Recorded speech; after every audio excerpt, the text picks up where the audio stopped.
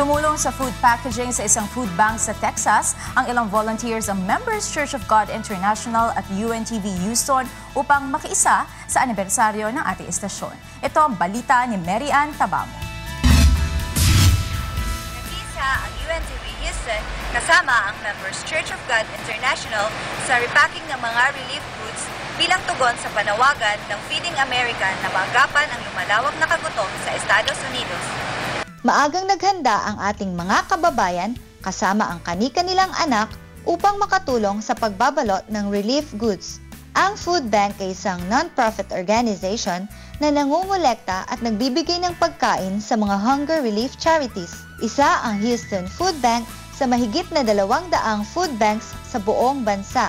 Sa taong ito, ang Houston chapter ang pinarangalan bilang Most Outstanding Food Bank of the Year 2015-2016. I'd like to thank Brother Ellie and Brother Danielle for providing volunteers here to us today at the Houston Food Bank. Your group today helped us working on the senior boxes. That's a program where we provide a box of food on a monthly basis to needy families.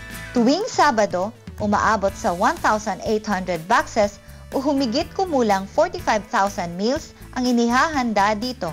Sa araw na ito, nakatulong ang ating volunteers sa pagbabalot ng may 900 boxes na aabot sa 22,500 meals na ipinamimigay naman sa 900 pamilya dito sa Houston. Very happy that they came out and we hope that they come out again soon. I'd also like to wish UNTV a very happy 11th anniversary. Thank you for helping provide the volunteers today at the Houston Food Bank.